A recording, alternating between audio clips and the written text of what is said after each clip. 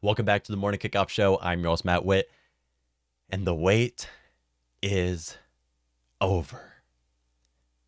It has been 8 months since the Vikings have played a regular season football game. 8 months. This weekend, September 11th, on Fox, the Minnesota Vikings will host the arch rival Green Bay Packers at home at the loud US Bank Stadium. The Minnesota Vikings hype train has begun. Over the last month or so, I have seen multiple news sources and big talking heads hype up the Minnesota Vikings upcoming season. Hyping up the season, saying this is the sleeper team for the 2022-2023 regular season. Turn on Good Morning Football, they're going to bring up the Vikings for the first time ever. Turn on Colin Cowherd, the guy is actually excited for us this upcoming season. Realistically, I don't like the hype. I prefer when people doubt us because then we can only go up from here. But I'm all in on the hype. And may be making the same mistake I make every single year. And that's setting my expectations here when reality is here. But at the end of the day, it has been 8 months. I am going to hype up this upcoming season. Minnesota Vikings, Super Bowl 2022, 2023. Will be there. The Minnesota Vikings, like I said, will take on the Green Bay Packers this Sunday, 3:25 on Fox. This is a massive game for the Vikings. I know it's week 1, but this might be the most important game of the season. You are playing your arch rival at home, which is a must-win game right there. You have to win all of your divisional games at home, especially when it's the Green Bay Packers, when it's looking like right now, it's a 2-team race in the NFC North. Obviously, we have no idea what's going to happen this upcoming season. As of right now, it's looking more likely than not that it will be a 2-team race in the season. Meaning, whoever loses this game, Vikings or Packers, could look back on this game and say, if just we won that game, we might have the 1 seed. If just we won that game, we might be in the playoffs. This is such an important win for both the Minnesota Vikings and the Green Bay Packers. Not only that, but there's a lot of headlines in this game looking at the Minnesota Vikings. Zadarius Smith wanting to get back at his old team that he claims did not treat him properly. Shannon Sullivan, another Green Bay Packer player who has been replaced and now turns to be on our Vikings roster. Ed Donatel already knows their defense. I mean, come on. There is a lot to be excited for this upcoming game, and this should be the game of the week. If just it was a primetime game. I'm fine with it not being a primetime game, though. Nah, Kirk needs practice on primetime. I would like that. Injury report. Unfortunately, the Packers have suffered with a lot of injuries. I will never get excited for injuries. I don't care if it's the Packers. I don't care if it's the Philadelphia Eagles, the New Orleans Saints. I hate injuries. I think that I would rather play every team at their full capability is what I'm trying to say here. Unfortunately, the Packers have had a lot of injuries recently with David Bakhtiari and Elton Jenkins, both their left and right tackle, who have suffered with numerous injuries over the last few seasons. Were limited during Wednesday's practice with both knee injuries. Hopefully, they can be back to play. Alan Lazard did not participate during Wednesday practice. Another player who has suffered with a lot of injuries.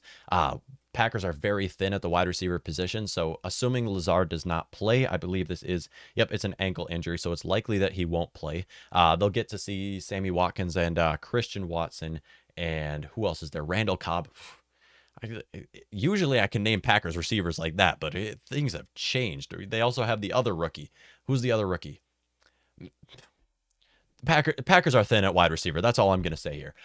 Big Bob Tunyon was also limited during Wednesday's practice. This would be also another knee injury, and Darnell Savage was also limited during Wednesday's practice. Looking at Minnesota Vikings, fortunately, we do not have a lot of injuries, and no injuries on core players, on starters, on offense or defense for us. Although Jordan Bullard was limited during Wednesday's practice, he is questionable to play in this matchup.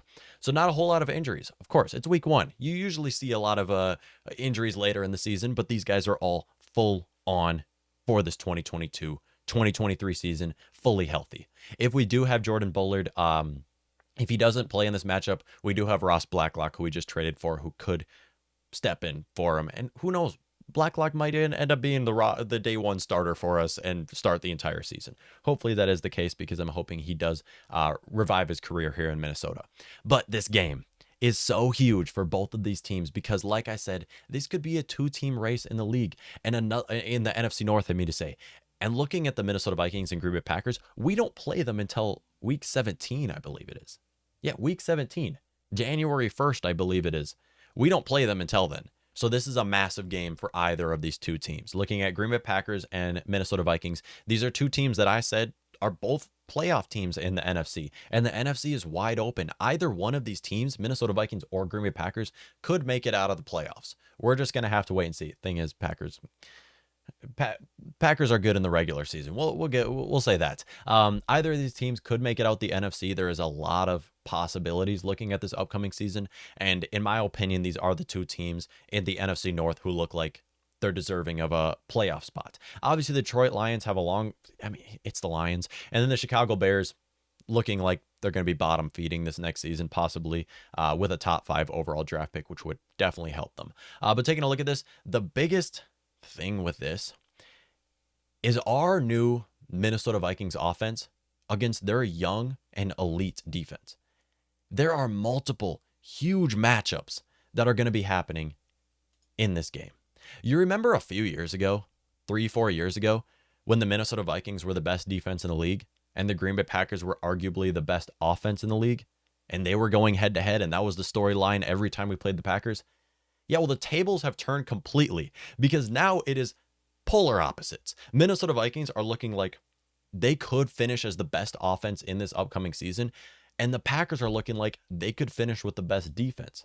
I believe this is the reason why both of these teams look like playoff teams. I believe our offense could definitely bring us to the playoffs. Looking at the Packers, their defense is amazing, and they've really turned it around in just 3 years. Impressive. But the biggest matchups in this game would be obviously Justin Jefferson against Jair Alexander. This is arguably the best receiver in the league going against arguably the best man corner in the league. Yes, I said it. Jair just takes away players. Jair has been a pain to play to go against throughout his entire career. Him locking down Adam Thielen, I'll just admit it. Jair is an annoying player to play, but I'm hoping. But he hasn't played Justin Jefferson yet, or he hasn't played this Justin Jefferson yet. What I mean by that is Justin Jefferson when Kevin O'Connell is calling the plays. Hopefully it's an entirely different story. That's what I'm hoping happen. With this, Adam Thielen and Eric Stokes being their young rookie who had a standout rookie season for them. Adam Thielen, obviously, Adam touchdown Thielen. KJ Osborne against Rasul Douglas. Rasul Douglas is one of the most underrated players in the league. He could be going against KJ Osborne or Irv Smith Jr., depending on whoever they decide to start in the slot. We're going to have to wait and see how Kevin O'Connell does run this offense because I have no clue. Do you think KJ Osborne or Irv Smith Jr. is going to get more receptions this year? Whatever you say is completely your opinion. Nobody has any idea. Justin Jefferson, we know, is going to get the most targets, but other than that, there's only one football, and there's so many great playmakers on this offense. Dalvin Cook against Kenny Clark is a matchup we are always watching for every single time we play the Packers. They also have Devondre Campbell. Sky Uma, loved him when he was with the Gophers. Don't like him when he's in that ugly green and gold with the Packers. Still great to see him doing well. Congrats to Devondre Campbell. But please have a bad day week 1. Brian O'Neill against Rashawn Gary, another huge one that happens all the time. Brian O'Neill, one of the best right tackles in the league, arguably the best, going up against a great Pro Bowl caliber, all-pro caliber pass rusher in Rashawn Gary or Preston Smith. Christian Darrisaw going up against Preston Smith or Rashawn Gary as well. I'm really interested to watch these matchups because we all have our eyes on this Minnesota Vikings offensive line. This is the biggest question in 2022. I mean, in my opinion, everybody should agree that the Vikings are one of the best offenses in the league, if not the best. But our offensive line could make that not be the case. And that's why that's where a lot of my focus is going to be. I mean, Christian Darrisaw going into year 2 had a great rookie season. He's grown a lot of hype this upcoming year 2 for him. And then Ed Ingram starting at right guard. Ezra Cleveland still has something. Everybody's young. Everybody's on the rookie contract except for Brian O'Neill right now. So we don't know what to expect there. Hoping our offensive line can be better than it was the last few seasons. And that's not saying a whole lot. And typically here is where I talk about how the Vikings can win the game. I don't know how our offense and defense is really going to look at the end of the day. I mean, in my opinion, we should give Justin Jefferson over 10 targets in this game and revolve our offense around that. But they have Jair. They have Darnell Savage and Who's their other safety? Adrian Amos and safety duo. I mean, I don't know. I just think looking at it right now, putting the ball into Kirk Cousins' hands is your best way at winning this game. And this is in my opinion. I trust Kevin O'Connell's opinion more than my own. I'm really interested to see what he can do. And that's why instead of talking about ways the Vikings could win this game, I'm going to talk about questions I have in this matchup. Like I mentioned, my biggest question is, how improved is the Vikings offensive line? We know it. The Vikings offensive line improved. I mean, come on. With a healthy offensive line, we shouldn't be as bad as we were last year. Ed Ingram, he might end up being a bust. There's no way he can be worse than Dakota Dozier. I'm sorry. There's no way he can be worse than Drew Samia or when we tried to play Ole Udo at right guard. And I'm really interested to see how his secondary improved as well. Last year, our offensive line and secondary were two of the biggest failures throughout the entire season last year. And the Vikings focused on both of these positions. Looking at the offensive line, obviously Ed Ingram stepping up at right guard is huge, but they mostly focused on defense this offseason, which is why I'm really interested.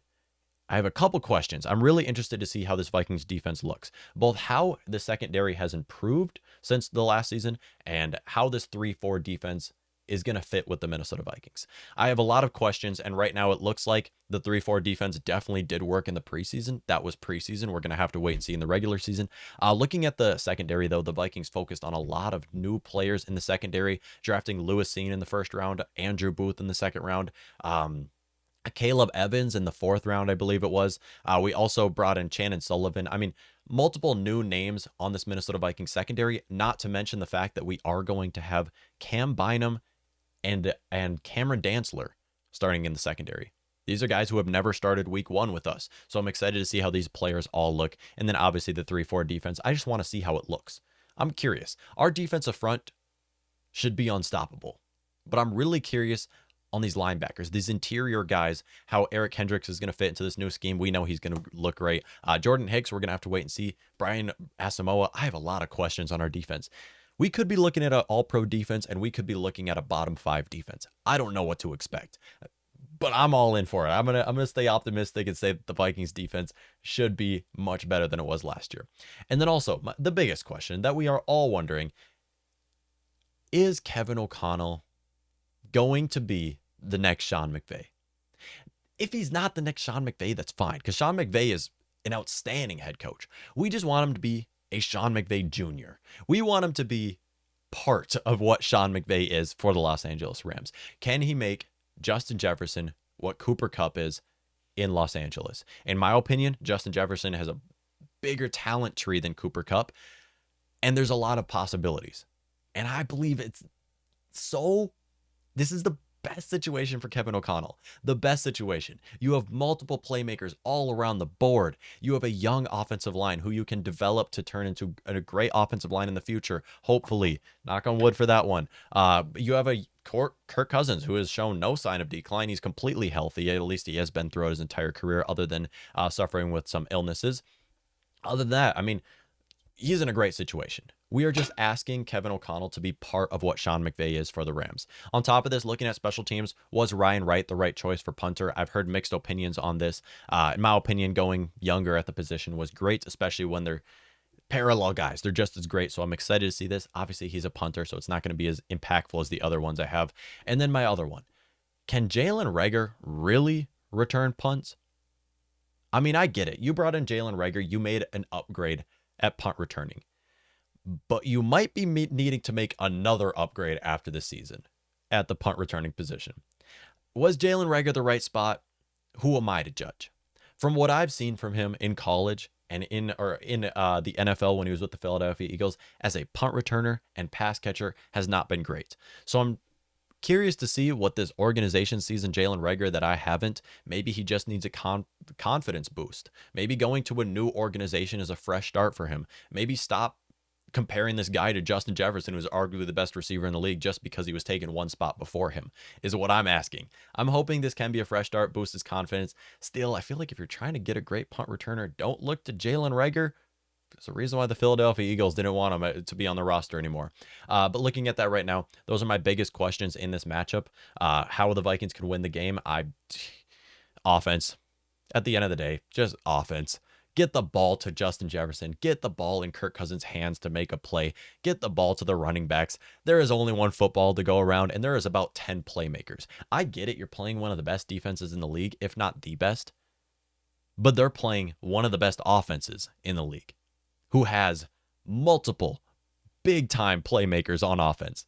And like I said, there's only one football to go around, and there's about 10 guys it can go to every single down. First down, second down, third down, I don't care. It can get the ball to anybody's. And let's stop forgetting, CJ Ham, secret ingredients to Dalvin Cook's successful career. Bold prediction of the week, 3 different Vikings will score a touchdown in this game. Not the biggest, not the boldest prediction. Like to start it off a little light here, but I do believe 3 different Vikings could score a touchdown in this game. Adam Thielen could get his. Justin Jefferson could get his. Irv Smith Jr. could get his. KJ Osborne, Dalvin Cook, anybody. Kirk Cousins might run in for 6. I mean, who knows what's going to happen in this game, looking at how Kevin O'Connell runs an offense. Really interested to see how things change for the Vikings. Final prediction of this game, I have the Vikings winning this game. Unbiased, I do believe the Vikings are the better team in this matchup, not to mention the fact you're playing at home at one of the best home field advantages in the league. I do believe the Vikings should win this game, and my prediction is 27-24, so a pretty average score looking at NFL games. But regardless of what happens, Vikings win or lose, NFL football is back. We're back. It's week after week, we're going to be covering football news. Week after week, we're going to have things to talk about. If the Vikings lose, yes, on Monday, I will definitely have some disappointment in me. But at the end of the day, for the next 5 months, we have Vikings football. We have NFL football. That's something we didn't have for the last 8 months. Super excited for this upcoming season for the Minnesota Vikings. Hop on the hype train. 2022, 2023, Super Bowl 2023 will be there. Let me know what y'all think.